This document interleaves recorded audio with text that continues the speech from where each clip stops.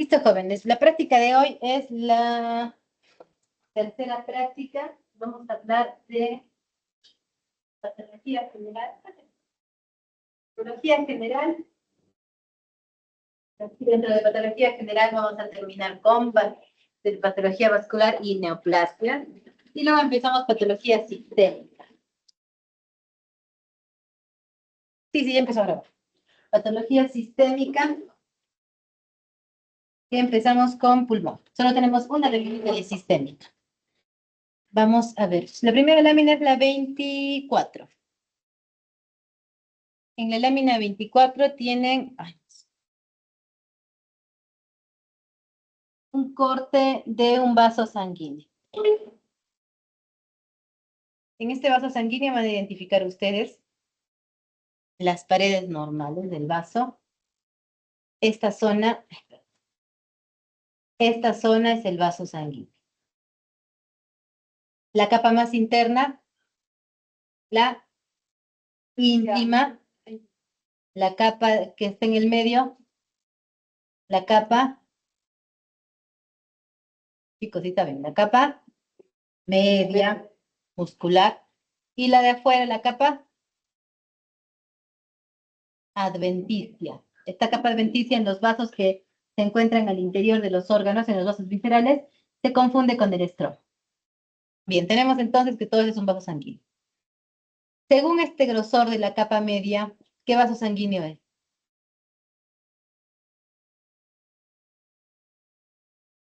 Arterial, ¿no es cierto? Porque el vaso arterial tiene una importante capa media.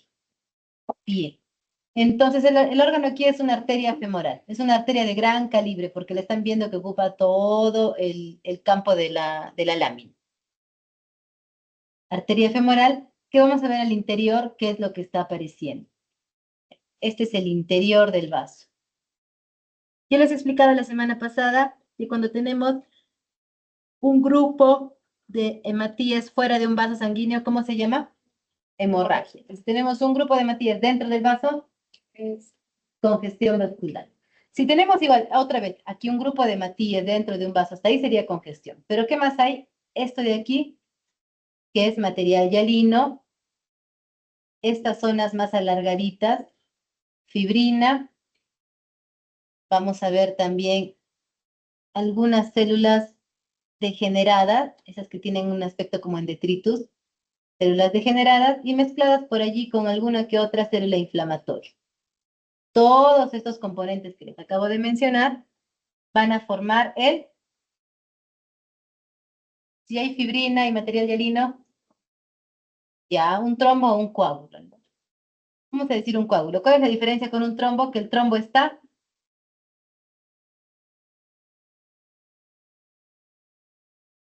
la característica de un trombo, ¿cuál es? Está pegado a un vaso sanguíneo. El trombo está adherido al vaso sanguíneo. ¿Qué pasa cuando el trombo se puede desprender? Sí, ¿no es cierto? ¿Qué pasa cuando se desprende? ¿En qué se convierte? En un también, chica. Émbolo, perfecto, Víctor. Un émbolo, ¿no es cierto? Entonces, hasta aquí el diagnóstico sería una trombosis arterial, el órgano arteria femoral y los hallazgos, los que les he descrito que van a encontrarse formando el trombo. Esa es la lámina 24. Vamos a la lámina 67A. En la lámina 67A vamos a ver una complicación de esta trombosis arterial. Este trombo, ustedes me han dicho que se puede desprender y se convierte en un émbolo, ¿cierto? Clínicamente, bueno, este émbolo puede llegar a parar a dos lugares más frecuentes y aparatosos. ¿Dónde puede estar? En el pulmón y en el cerebro más, en el cerebro. En el corazón, la patología oclusiva vascular es más propia del mismo corazón, una placa de ateroma, no tanto un émbolo. Los émbolos van más al pulmón y al cerebro, más frecuentemente al pulmón. Entre pulmón y cerebro es más frecuente el pulmón. Ahora, clínicamente, ¿cómo ven ustedes a un paciente con un émbolo pulmonar?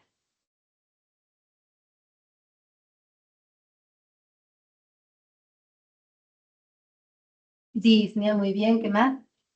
¿De qué color se pone el paciente? Es cianótico, ¿no? Hay cianosis, disnea, dificultad respiratoria, es decir, En general, hay una insuficiencia respiratoria aguda que es súper aguda. Ustedes lo acaban de ver al paciente, lo evolucionan, se voltean y el paciente se puso azul.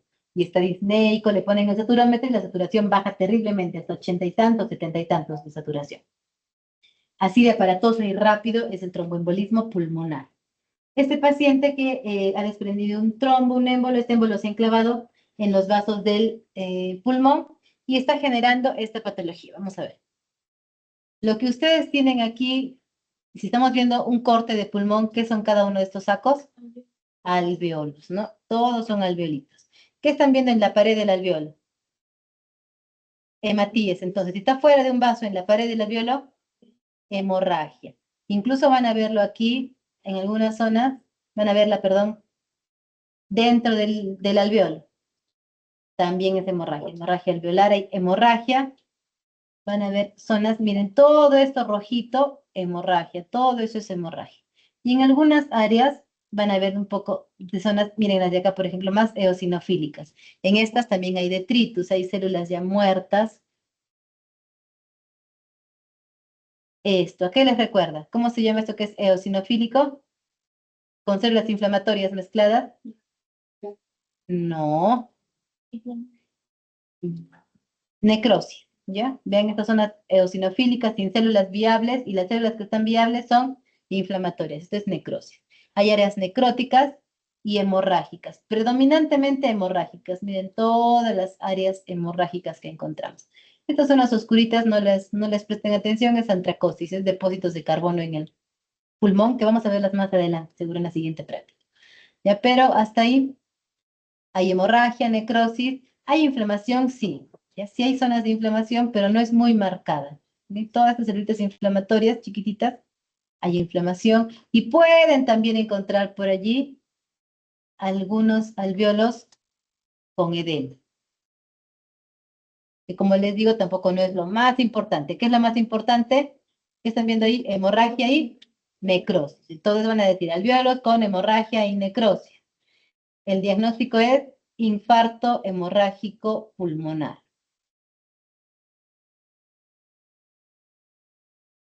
Es la lámina 67A. Vamos ahora a la lámina 26. Hasta ahí acabamos patología vascular. Ahora vamos a empezar el capítulo 7, que es neoplasia. Ustedes recuerdan muy bien que las neoplasias, ya hicieron todos la teoría de neoplasia. Neoplasia es lo mismo que tumor. No siempre. Hay veces en que puede ser sí lo mismo, pero no siempre. Ahora vamos a definir bien esto. ¿Toda neoplasia es un tumor? Bueno, sí, pero A ver, piensen bien. ¿Todas las neoplasias forman un tumor? No. A ver, un ejemplo de neoplasia que no forme tumor. Las leucemias, enfermedades o las neoplasias hematopoyéticas, ¿no? Leucemias no forman tumor. Ahora, al revés. ¿Todos los tumores son neoplasias? Vamos a decir en términos generales que sí, porque tumor que es un crecimiento nuevo. Y la neoplasia es también neoplasia, es una nueva proliferación. Ahora, si vamos a hablar, por ejemplo, del tumor que consideraba Celso como tumor dentro de los cuatro, de la tétrada de inflamación, como tumor, ¿no? Y crecimiento, hinchazón, no es una neoplasia, pero ahí lo hablaba burdamente Celso todavía. Entonces, la definición que tenemos ahora de tumor, que es un crecimiento, sí la podríamos englobar como una neoplasia. Entonces, vamos a decir que entonces, finalmente, neoplasia no siempre es lo mismo que tumor, ¿no? Hasta ahí tenemos eso claro. Siguiente definición que quiero que sepan. ¿Las neoplasias siempre son malignas? No, ¿no es cierto? Muy bien. Pueden ser benignas o malignas. Entonces, ustedes leen un informe o un familiar les hace leer, hija, tú que estás estudiando medicina, dime, me han dicho que tengo una neoplasia, ¿tengo cáncer? No necesariamente. Puede que sí, como puede que no. Entonces, hay que explicar. ¿Cómo ustedes, qué es un cáncer? Una neoplasia maligna, ¿ya? Una neoplasia maligna. Cáncer es neoplasia maligna. Entonces, ¿qué características ven ustedes o buscan para saber si una neoplasia es benigna o maligna? 3 características. Muy bien. porque si la evolución rápida, o sea, una es más rápida que otra. Supongo solamente la maligna en la que Ya, suele ser, pero eso no es siempre, ¿ya? Sí puede ser, te puede ayudar, pero no está dentro de las tres que son lo más importante. Metástasis, dijiste, ¿qué más? Invasión o infiltración. Y la última, no. El origen en sí no te va a decir si es maligno o benigno, pero sí por ahí, a ver, algo que incluye la palabra origen. La diferenciación. Y en la diferenciación vamos a detallar muy sencillamente, muy superficialmente las tres características. La diferenciación les va a hablar de que el tipo de célula que está formando el tumor o la neoplasia se parezca mucho a la célula normal. Esta diferenciación la vamos a ver por dos características, a su vez. Puede ser que la célula, o sea, en diferenciación hablamos de... para ordenar para que me entiendan, ¿ya? La diferenciación. La diferenciación de una neoplasia o de una célula va a estar dada diferenciación por dos características. Uno, la morfología. Morfología de la célula. ¿De qué vamos a hablar aquí? Si han escuchado hablar de la tipia, de las características nucleares, si hay pleomorfismo nuclear, etcétera, si hay más o menos mitosis, ¿no? Todo esto nos habla de diferenciación de la morfología. Si la célula se parece, por eso decía que sí incluye la palabra, si la célula se parece a la célula de origen primario. O sea, si es una neoplasia de tipo, digamos, de piel, una neoplasia de una célula escamosa, si la célula escamosa se parece, ¿qué tanto se parece a una célula escamosa normal? ¿Qué otra característica veremos en la diferenciación? Que la célula cumpla la función inicial. Por ejemplo, ya que estamos hablando de una célula escamosa, en términos muy sencillos, las células escamosas tienen una capa basal, el epitelio, perdón, una capa basal y van creciendo, van madurando los queratinocitos y finalmente forman una capa corta. ¿Cuál sería la función? Vamos a decir, ¿cómo sabemos que sí maduran bien? Porque forman queratina, ¿no? Producen queratina o forman capa corta. Función, si cumple la función originaria, la función principal que tenemos. Con eso sabemos que una célula a una neoplasia está bien diferenciada. La segunda característica que nos mencionó Víctor, la metástasis. La metástasis, ¿qué es? Es la capacidad de migrar, viajar, ¿no? O de encontrar en las células tumorales, en un lugar distinto al origen primario. ¿Cuáles son las vías de metástasis? Ya, vascular. Dentro del vascular puede ser arterial venoso, que es más frecuentemente venoso porque está drenando, ¿no? Y linfática, muy bien. Linfática. Y la otra vía de metástasis,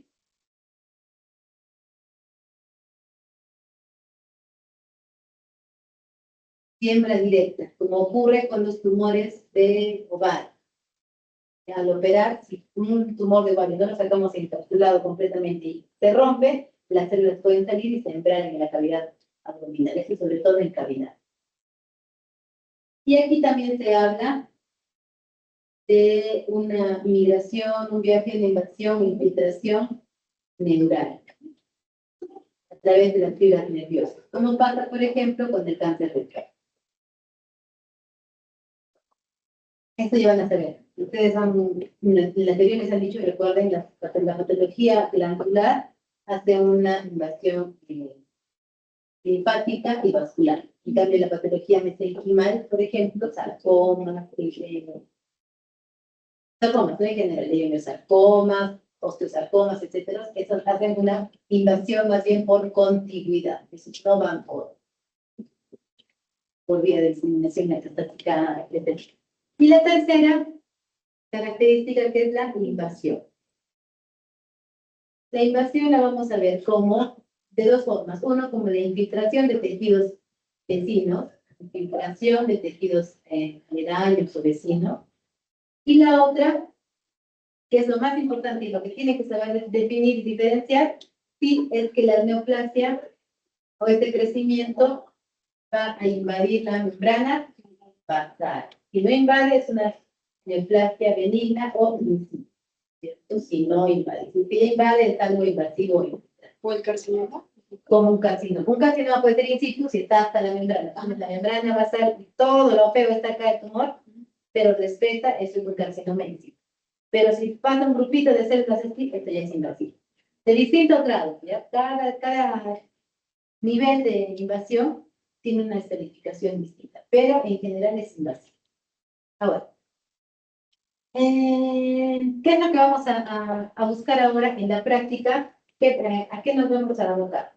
Al primer punto de diferenciación. Porque la invasión y infiltración la vamos a ver más adelante en patología sistémica. En cada órgano, cuando veamos que aparece en patología digestiva, vamos a ver un carcinoma y vamos a ver cómo infiltra. Ahorita no.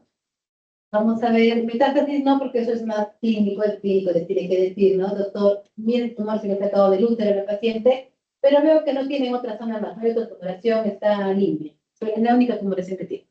En cambio, sí, la diferenciación la vamos a buscar ahora, sobre todo la morfología. Si las células son cíclicas, sus núcleos son normales, hay las mitosis normales, y se parecen a la célula original, a las que estudiaron en histología, a esta.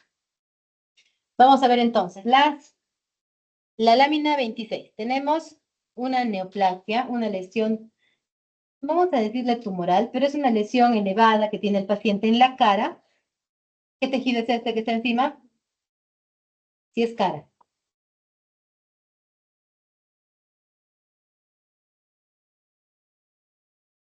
Ya, de repente no lo distinguen a ese aumento, pero vamos a ver más adelante. El diagnóstico de esta muestra la pueden hacer desde este aumento. Toda esta lesión, todo esto es la lesión. Aquí tendríamos el origen, el tallo de la lesión, y aquí vendría el rostro del paciente, la piel del rostro. Todo esto se está elevando. Hasta ahí sabemos que es una lesión elevada. Una característica. Esta lesión del paciente le dice que cuando se la ve clínicamente, ve que no es redondeada la superficie, no es regular, sino que tiene una superficie verrucosa. ¿Cómo podrían describir en palabras sencillas que sea verrucoso? ¿Cómo lo entienden?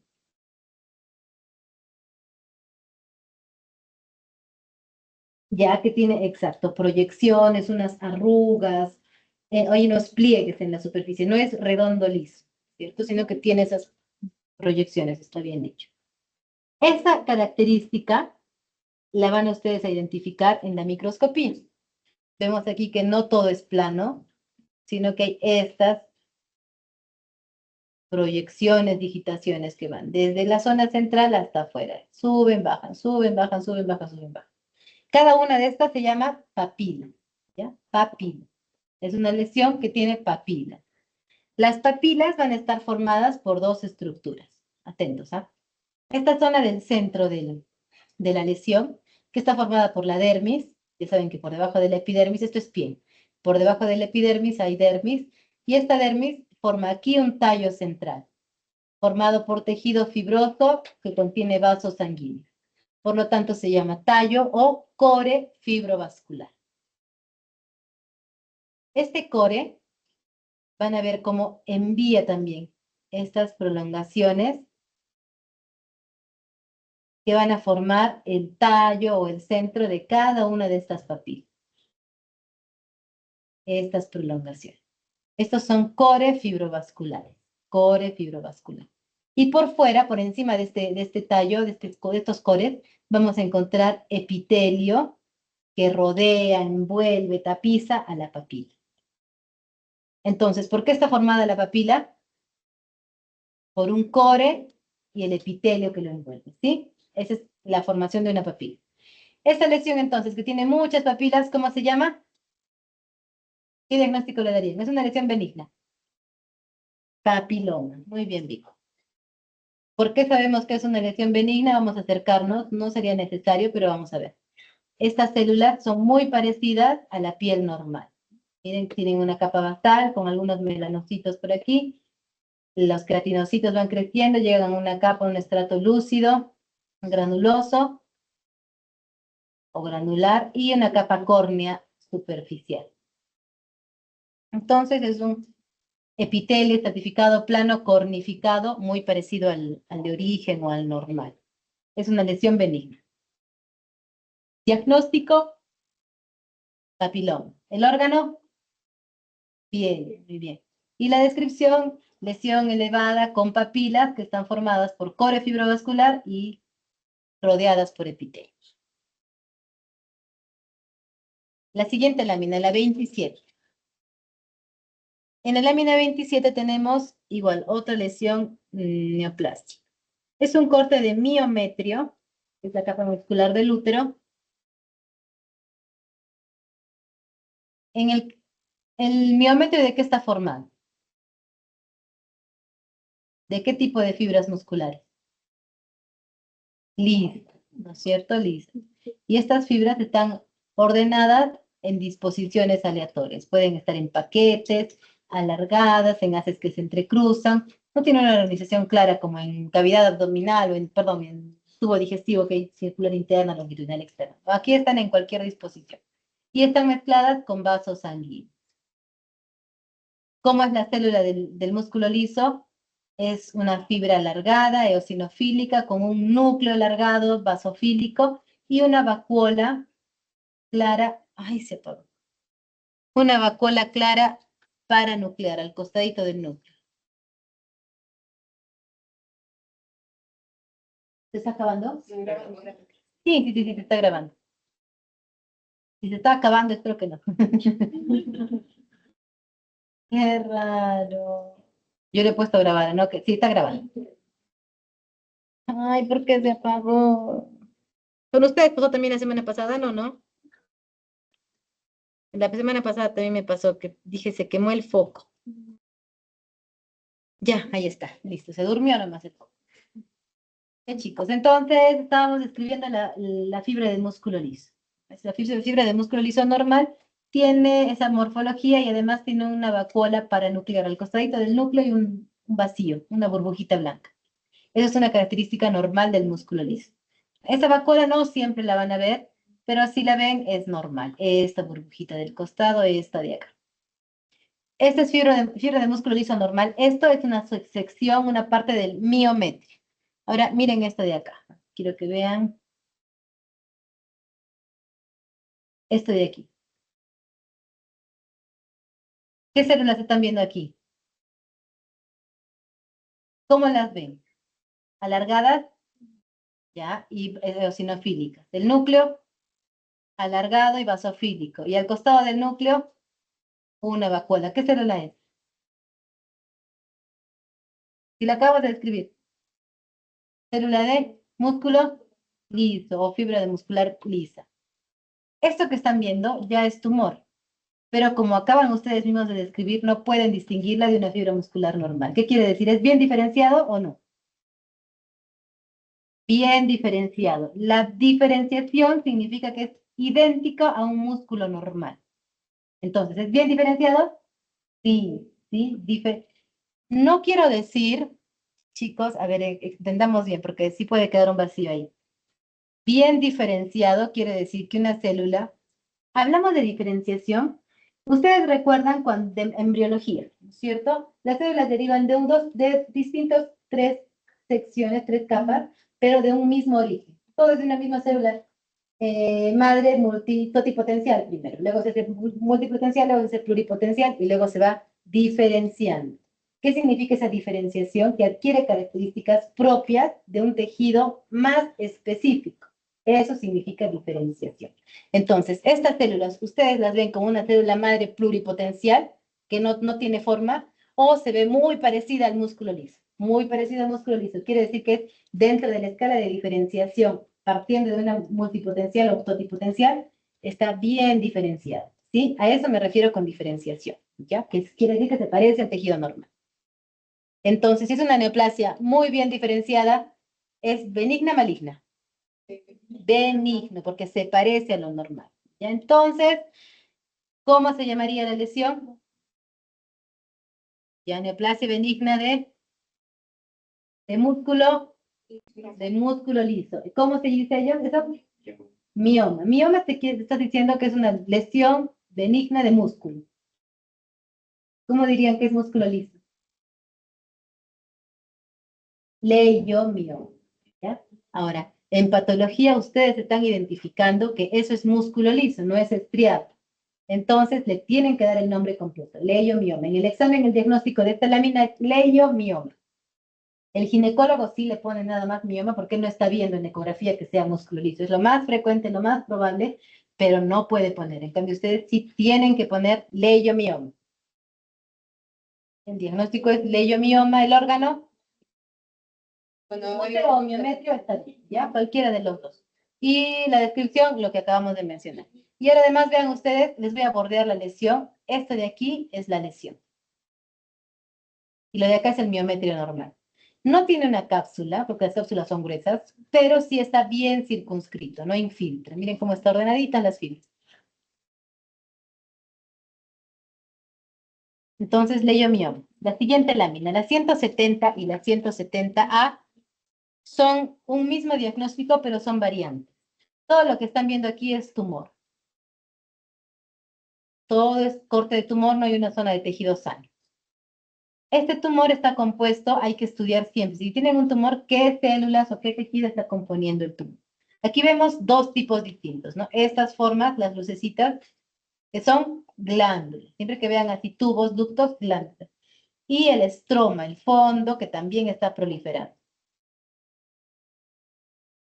Estas glándulas, si recuerdan ustedes la histología que ya han hecho, vamos a ver, son glándulas, ductos que tienen doble capa de células, una capa más basal mioepitelial que se encarga de la contractibilidad y una capa superficial glandular que se encarga de la producción de la sustancia de esta glándula, ¿no? Que en este caso es secreción láctea. ¿Qué glándula es? Se produce secreción láctea. Mama, ya es mama. Estas glándulas son mamarias. Entonces hay una proliferación. Si tuviéramos solo la proliferación de estas glándulas, ¿cómo se llamaría? ¿Cuál es el prefijo de una glándula? De glándulas, del tejido glandular. Adeno, ¿no es cierto? Si es benigno, adenoma. Si fuera solo eso sería adenoma. ¿Qué vamos a ver acá alrededor que estaba proliferando? El estroma. ¿Qué fibras son? Tejido fibroso. El mismo estroma de la mama está haciéndose más denso, está aumentando en número. Hay muchas más de estas fibras. Si fuera solo la lesión del tejido fibroso, sería fibroma. Pero como están proliferando ambos, ¿cómo se denomina? Fibroadenoma. Ese es el diagnóstico, ¿ya? Fibroadenoma es un clásico ejemplo de una tumoración de doble componente. Prolifera tanto, o el tumor está formado tanto por tejido fibroso como por glándulas. Fibroadenoma. El fibroadenoma es una lesión benigna de mama que se encuentra predominantemente en pacientes jóvenes, entre 15 a 35 años aproximadamente, y tiene obviamente características clínicas benignas. Es decir, si ustedes la palpan a la paciente, la superficie de esta lesión es regular, colocan la lesión entre sus dos dedos y la pueden mover, es una lesión móvil, no está pegada a planos profundos, tiene una consistencia blanda. Además, en la piel ustedes no van a ver piel de naranja, no hay retracción de pezón, no hay secreción a través del pezón y además no encuentran ganglios linfáticos inflamados o comprometidos, ¿no? Todo esto les habla de que es una lesión benigna. ¿Algo me estoy olvidando? Consistencia, bordes. Sí, nada más. El fibroadenoma tiene una relación hormonal. La paciente va a notar que de acuerdo al ciclo hormonal le incrementan de tamaño, crecen un poquito y las tiene más sensibles las lesiones, ¿no? El fibroadenoma. No es necesario intervención quirúrgica, salvo que sean muy grandes o que la paciente esté en un límite de edad 35 o 40 años en el que sea sospechoso de malignidad. Entonces, ahí sí se saca. Si no, no se saca. ¿Qué más? Y los fibroadenomas tienen un muy buen pronóstico, son benignos, sí tienen una contraparte maligna, otra lesión similar, de las mismas morfologías, de la misma composición, fibroso y glandular, pero con características malignas. No nos compete, pero sepan que existe. Y el fibroadenoma puede ser de dos tipos. Uno, que es el que estamos viendo aquí, ven los ductos de las glándulas como están preservadas, tienen la luz, y alrededor, formando una organización concéntrica, miren aquí como capitas, está el tejido fibroso, ¿no? Respetando la luz de la glándula. Esta formación, este crecimiento así alrededor periférico se denomina fibroadenoma pericanalicular. Pericanalicular, a fibroadenoma pericanalicular. Y van a ver en esta zona igual acá, ¿no? Alrededor forman como un nodulito pericanalicular. En las 170A, en cambio, 170A, tienen otra morfología. Es la misma proliferación de glándulas y tejido fibroso. Pero aquí es evidente que la luz de la glándula ya no se está respetando, ¿no? Y estas células, miren cómo no se encuentran bordeando, sino que están aplastando, obliterando la luz de la glándula. Ya no son en capas concéntricas alrededor, sino que crecen ahorcando la glándula.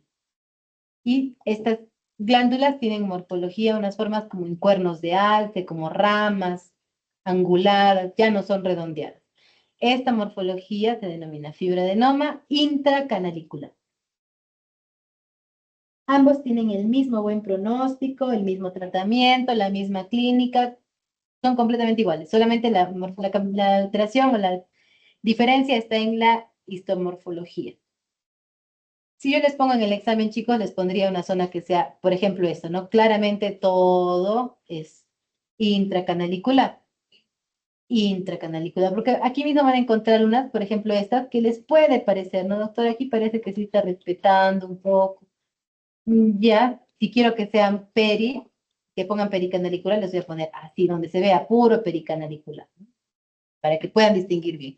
Ahora, también existe una forma mixta de fibroadenoma, en el que hay intra y pericanalicular, pero no les voy a poner eso. Les voy a poner o peri o intra.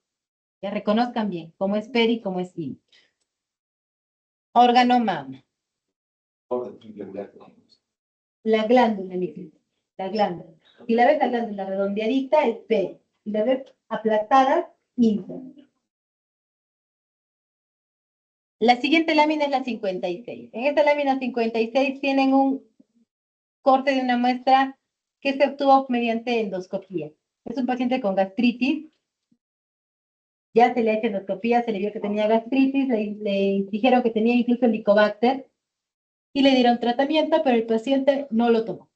Luego se hace su control a los 8 o 10 meses y encuentran una formación elevada. Hay una tumoración de aspecto polipoide. Es el nombre correcto que debería darle el clínico. Tumoración de aspecto polipoide. Y se las envía para que ustedes la estudien. Todo, miren, todo es una formación redondeada elevada. Todo es un redondito. Por lo pronto, hasta ahí tenemos una característica. Es una lesión elevada. Respecto a las muestras de estómago que hemos visto en la clase pasada, de atrofia, metaplasia, etcétera, ¿qué pueden ver ustedes aquí con respecto a las glándulas? ¿Hay más? Menos glándulas. Más. Entonces hay una hiperplasia glandular. Hasta ahí tienen una parte del diagnóstico, dos partes. Te han dicho que es una lesión elevada y que hay una hiperplasia glandular. ¿Qué más ven en estas glándulas? Eso también es una glándula. Eso es otra glándula, eso es otra glandulita. ¿Cómo las ven? Son diferentes. Ya, son diferentes, exacto. El término es que son diferentes. Anaplasia es una característica citológica. Tendríamos que estar muy de cerca y verlas atípicas. ¿Ya? Eso es de células. Estamos hablando de arquitectura, de las glándulas en toda la estructura. ¿Qué más ves? ¿Por qué las ves diferentes o irregulares, Víctor? ¿Cómo ves esta? La luz, ¿no? Ya, la luz, ¿cómo la ves? Los bordes son definidos, pero no son circulares, son concéntricos. Ya no son circulares. ¿Son unos más grandes que otros? ¿Sí o no? Sí, ¿no es cierto? ¿Cómo dices cuando una estructura tubular o una cavidad está aumentada de tamaño en la luz? ¿Cómo se dice? Técnicamente, una forma bonita de decir. Dilatada. Son glándulas dilatadas. Podríamos decir grandes, pero no es lo correcto. La luz es lo que está incrementando, entonces es una glándula dilatada. Hay lesión elevada con glándulas hiperplásticas o aumento en el número de glándulas y estas glándulas están dilatadas. Tienen tres características que son las más importantes para hacer el diagnóstico, es decir, es lo que colocan en los hallazgos. Y el último que es estas zonas, con espacios en blanco, ¿qué se llaman? Zonas de espacios en blanco con líquido, edema. Entonces, ese es el cuarto hallazgo, que de repente no siempre esté, no siempre lo encuentren, pero también apoya el diagnóstico. Esas cuatro características nos hacen el diagnóstico de pólipo hiperplástico. Así se llama esta patología. El diagnóstico es un pólipo hiperplástico. Miren esta glándula mismo como está recontradilatada. ¿Y el órgano qué sería? Estómago. El pólipo hiperplástico es una lesión benigna, pero que puede tener algunos cambios malignos. No nos corresponde ahorita identificarlos esos, pero pueden tener. Vamos a la lámina 31. En la lámina 31 tenemos una muestra también de un corte tumoral. Todo lo que vamos a ver aquí es tumor. Entonces, cuando tienen un tumor, hay que ver qué tejido lo está conformando, de qué es este tumor. Esta es una neoplasia que la encuentran en un paciente en cavidad craneal, en contacto muy cerca al tejido nervioso central. Y deriva expresamente de las capas que recubren, que envuelven al tejido nervioso central, tanto el encéfalo como la médula espinal, que se llaman MENIG, ¿no? Vamos a ver cómo está formada esta neoplasia. Todo lo que van a ver al fondo. ¿Se acuerdan que en el fibroadenoma hemos visto que había tanto proliferación fibrosa como glandular, ¿no es cierto? Dos componentes. Aquí todo está formado por estas células. Todos son estas células. Se pasean todos son las mismas células. Y no forma glándulas, nidos, grupos, no. Es una proliferación difusa. Eso es parte de la descripción, ¿no? Proliferación difusa de células. En general, todas son bien parecidas, entonces una proliferación de células monótonas o muy parecidas entre sí, que forman remolinos. Miren estos redonditos. Estas son las redondeadas. Si se acercan, las pueden identificar mejor cómo se están persiguiendo una con otra, como haciendo redondetes, remolinos. Miren ahí cómo se van. Y estas células tienen los bordes celulares, no nucleares, los bordes celulares poco definidos. Ustedes, entre esta y esta, no pueden decir en dónde termina la célula. Parece que por aquí, aunque también parece que por acá. Esa es una característica de estas células. Sus bordes son poco definidos, no siempre los vamos a ver. Con esas características de una proliferación difusa de células con bordes poco definidos que forman remolinos, diagnosticamos meningioma. Esa es la formación típica clásica de un meningioma. Y en este caso tenemos otra característica que le va a dar apellido al nombre. Estas zonas de acá. ¿Cómo lo describirían?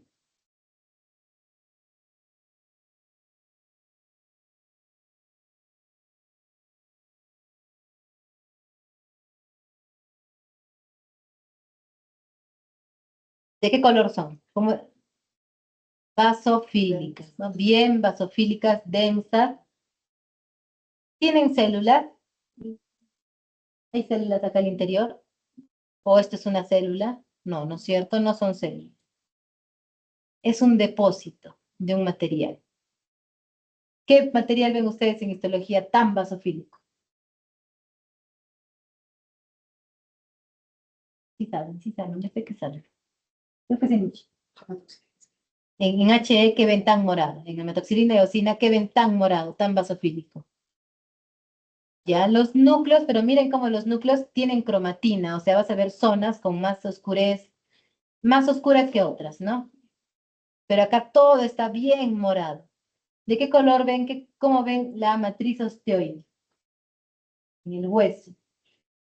¿El cartílago de qué color lo ven? Morado, ¿no es cierto? Basofílico. El hueso también lo ven basofílico. Las trabéculas lo ven basofílica. Entonces, ¿qué se ve morado? El calcio, las calcificaciones. ¿Esto qué es entonces? Calcificaciones o microdepósitos de calcio. ¿Qué les dice que la lesión es crónica?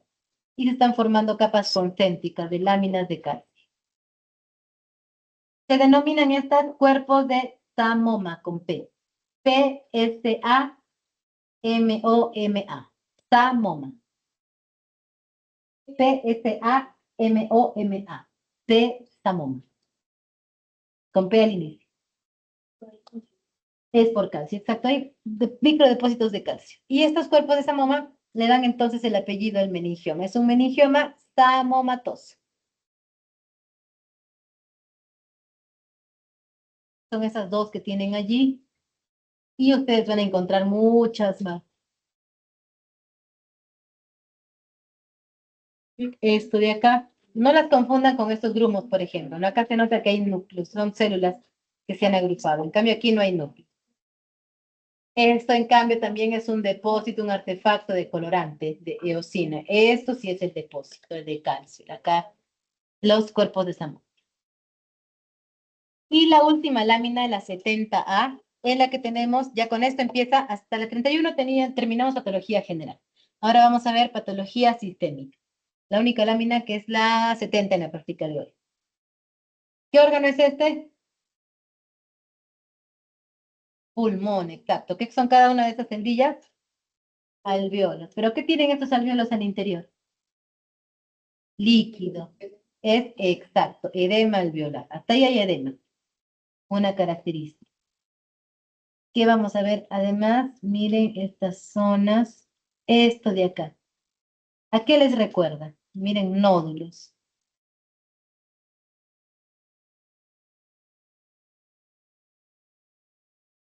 Parecen necrosis. Y hay zonas necróticas, salud.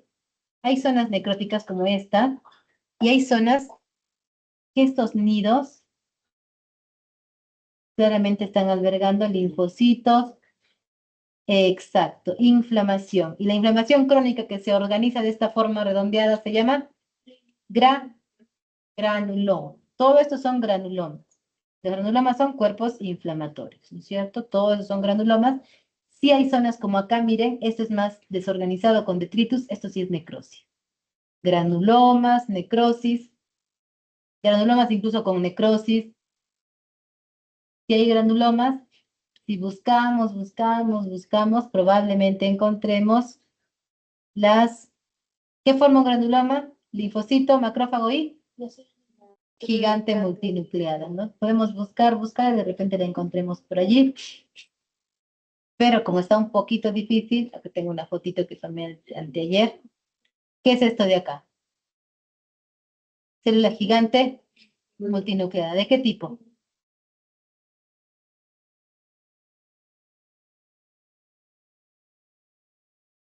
Ya, de granuloma inmunitario. ¿De tipo? Lambda. ¿De qué? ¿En qué enfermedad? ¿En qué? Exacto, este es de tuberculosis. ¿Necesita estar completo todo el círculo? No, no necesariamente, no necesariamente. Exacto, solo que los veas hacia un borde, ¿no? Acá también, por ejemplo, hay 3, 4 que están a un ladito. Recuerden, es una estructura tridimensional. El corte no siempre va a pasar a lo largo de todas las células de los núcleos, pero sí ven un grupo hacia afuera. Ese es entonces tipo Langhans. Está difícil encontrar la célula gigante multinucleada, así que puede que no la encuentren. Por lo tanto, sí reconocen que hay granulomas, ¿no es cierto? Todos esos son granulomas. Me basta con que si hay inflamación de ese grado con edema y necrosis, ¿qué diagnóstico le pondría? Ese tipo de inflamación por infección en un paciente. En pulmón, la inflamación generalmente es por una infección. Neumonía. Acá hay más áreas necróticas, ¿ah? Necrosis, miren cómo están desnaturalizados los alveolos. Necrosis, edema. Los alveolos, miren, están desprendiendo sus células epiteliales y se van al interior. Edema y esto que es llamativo, granuloma. El diagnóstico aquí, chicos, neumonía. Ahora ya saben, el diagnóstico es neumonía, pero ya saben qué agente muy probablemente esté causando esta neumonía, ¿no? Acá hay una célula gigante multinuclear tipo Langhans. Muy probablemente esta neumonía sea por TB. Pero basta que me pongan neumonía, porque puede ser que no encuentren el granuloma, la célula gigante multinuclear. Órgano, pulmón. Comparen esta con la primera, con la segunda, perdón, de la hemorragia, el infarto hemorrágico. Ahí es muy notorio, muy evidente las áreas necróticas y toda el área hemorrágica. Aquí más que hemorragia y inflamación. Listo, jóvenes, esa es toda la práctica. Acá está toda la gigante multinuclear. pareja. Esa es toda la práctica de hoy, chicos. Tomen sus fotos, revisen las láminas.